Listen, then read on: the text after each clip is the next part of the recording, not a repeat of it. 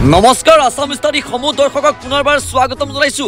আজি হৈছে 9 আগষ্ট শনিবাৰ। আজিৰ দিনটো কেইবাটাও গুৰুত্বপূৰ্ণ খবৰ আপোনালোকৰ মাজলৈ আহি পৰিছে আৰু এনে ধৰণৰ খবৰসমূহ নিতৌ চাবৰ কাৰণে চেনেলটো সাবস্ক্ৰাইব কৰি ভিডিঅটো এটাকৈ লাইক কৰি দিব। জনাব বিচাৰিছো আজিৰ দিনটো প্ৰথমটো ব্ৰেকিং নিউজ। অসমত বিদেশী ডাম্পিং গ্ৰাউণ্ড বনাবলৈ দিয়া নহব।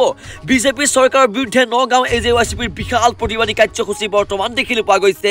এই মুহূৰ্তৰ আজিৰ দিনটো প্ৰথমটো ব্ৰেকিং নিউজ আপোনালোকৰ মাজলৈ আহি পৰিছে। আসাম ষ্টাডি সমূহ দৰ্শকৰ মাজলৈ অসমত বিদেশী ডাম্পিং গ্ৰাউণ্ড বনাবলৈ দিয়া নহব।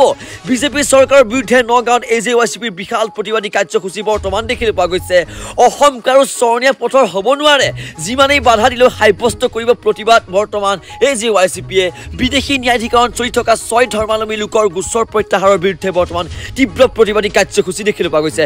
কোনো কাৰণতে অসমত অবৈধ নাগৰিক হিন্দু বাংলাদেশীক ঠাই দিয়া নহব। জোৰ সমদলত বাধা দিয়া আৰক্ষীৰ সৈতে প্ৰতিবাদৰ সময়তে হতাহতি পৰিৱেশ বৰ্তমান দেখিবলৈ পোৱা গৈছে।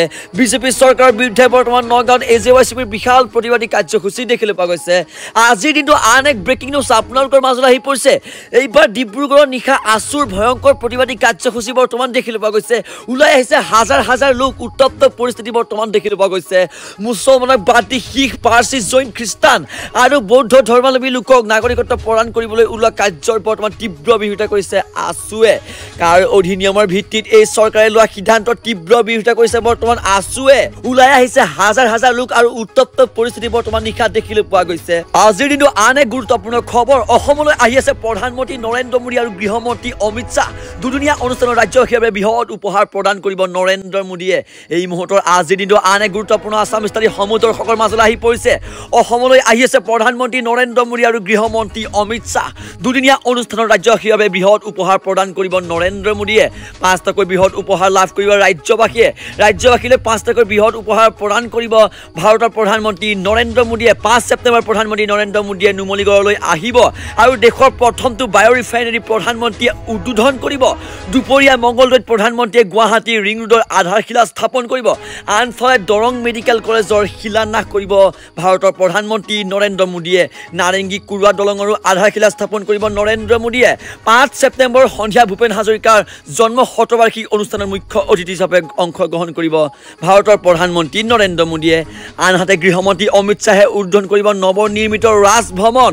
দুপৰীয়া NDAৰ বিজয়ী পঞ্চায়তৰ প্ৰাৰ্থীসকলৰ সন্মিলিত অংশগ্ৰহণ কৰিব ভাৰতৰ প্ৰধানমন্ত্ৰী আৰু অমিত শ্বাহে। বিয়লি গোলাপ বৰবৰুৱাৰ জন্ম শতবাৰ্ষিকী অনুষ্ঠানৰ মুখ্য অতিথি হিচাপে অংশগ্ৰহণ কৰিব। আৰু এনেধৰণৰ বহুতখিনি কাৰ্যসূচীৰ মাজেৰে অসমলৈ আহি আছে প্ৰধানমন্ত্ৰী নৰেন্দ্ৰ মোদী আৰু গৃহমন্ত্ৰী অমিত শ্বাহ। আজিৰ দিনটো আন এক ব্ৰেকিং নিউজ আপোনালোকৰ মাজলৈ আহি পৰিছে। হঠাৎ কিয় বীৰ লাচিত সেনাৰ পৰা বিশ্ৰাম বিচাৰিছে শৃংখল চলিহাই। 8 ছেপ্টেম্বৰ পৰ্যন্ত সংবাদ মাধ্যমৰ পৰা বিৰত থকাৰ নিৰ্দেশ দিছে শৃংখল চলিহাক। আজিৰ দিনটো আন এক ব্ৰেকিং নিউজ আপোনালোকৰ মাজলৈ আহি পৰিছে। হঠাৎ কিয় বীৰ লাচিত সেনাৰ পৰা বিশ্ৰাম বিচাৰিছে শৃংখল চলিহাই।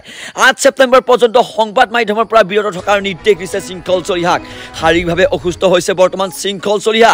এছাম ন্যস্ত স্বাৰ্থজড়িত মহলে সস্তীয়া কথা পতাৰে শৃংখল চলিহাক সমালোচনা কৰি আহিছে। কেন্দ্ৰীয় কাৰ্যনিৰ্বাহৰ সৈতে আলোচনা কৰি লোৱা হৈছে এই ডাঙৰ সিদ্ধান্ত। এমাহৰ বাবে বিশ্ৰাম দিয়া হৈছে শৃংখল চলিহাক।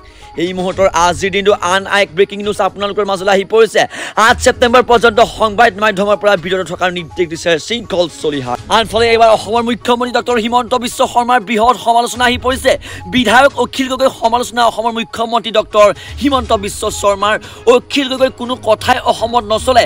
অখিল গগৈ যি কয় তাৰে ওলোটাটোৱে হয় বুলি কৈছে অসমৰ মুখ্যমন্ত্ৰী ডক্টৰ হিমন্ত বিশ্ব শৰ্মা। গতিকে অখিল গগৈ অসমৰ ৰাইজে কোনেও ভাল নাপায়। কিছু মন্তব্য আমি অসমৰ মুখ্যমন্ত্ৰী ডক্টৰ হিমন্ত বিশ্ব শৰ্মাৰ পৰা শুনিবলৈ চেষ্টা কৰিছো। অখিল গগৈয়ে যি কয় তাৰ উল্টাটো হয়। অখিল গগৈ যদি কয় সূৰ্য পূবৰ ফালে ওলাই তেতিয়া সূৰ্যটো পশ্চিমত গুচি যাব, কাৰণ সূৰ্যইও অখিল গগৈক বেয়া পায়। আজিৰ দিনটো আন এক গুৰুত্বপূৰ্ণ খবৰ আপোনালোকৰ মাজলৈ আহি পৰিছে। হাহাকাৰ লাগিছে বৰ্তমান ট্ৰাম্পৰ। ৰাছিয়াৰ ৰাষ্ট্ৰপতি পুটিনৰ সৈতে মোদীৰ ফোন কল বৰ্তমান দেখিবলৈ পোৱা গৈছে। পুটিনৰ সৈতে দীঘলীয়া সময় ধৰি বাৰ্তালাপ কৰিছে প্ৰধানমন্ত্ৰী নৰেন্দ্ৰ মোদীয়ে। মোদী পুটিনৰ টেলিফোনিক বাৰ্তালাপৰ পিছতে হাহাকাৰ লাগিছে বৰ্তমান আমেৰিকা আৰু ট্ৰাম্পৰ। ইউক্ৰেইনৰ সৈতে হোৱা যুদ্ধৰ সম্পৰ্কটো মোদীৰ সৈতে সমালোচনা কৰিছে পুটিনে। ট্ৰাম্পক একাষৰীয়া কৰি এইবাৰ একত্ৰিত হৈছে ভাৰত, চীন আৰু ৰাছিয়া। তিনি মহাশক্তিধৰ এক লগ হোৱাৰ পিছতে হাহাকাৰ লাগিছে বৰ্তমান আমেৰিকা আৰু ট্ৰাম্পৰ আগষ্ট মাহৰ শেষলৈ ৰাছিয়াৰ ৰাষ্ট্ৰপতি পুটিন আহিব ভাৰতলৈ আৰু চীনৰ মাজৰ সম্পৰ্ক ক্ৰমান্বয়ে এতিয়া ভাল হৈ পৰিছে ভাৰতৰ সৈতে 2019 চনৰ পিছতে প্ৰথমবাৰৰ বাবে এইবাৰ চীনলৈ যাত্ৰা কৰিব নৰেন্দ্ৰ মোদীয়ে এছচিঅ সামিটত অংশগ্ৰহণ কৰি মোদী ট্ৰাম্প আৰু জিনপিঙে আনহাতে আজিৰ দিনটো কেইবাটাও গুৰুত্বপূৰ্ণ খবৰ আপোনালোকৰ মাজলৈ লৈ আহিলোঁ আৰু এনেধৰণৰ খবৰসমূহ নিতৌ চাবৰ কাৰণে চেনেলটো ছাবস্ক্ৰাইব কৰি ভিডিঅ'টো এটাকৈ লাইক কৰিব ষ্টুডিঅ'ৰ পৰা মই সুপ্ৰভাই বিদায় লৈছোঁ ধন্যবাদ জয় আই হোম জয় হিন্দ।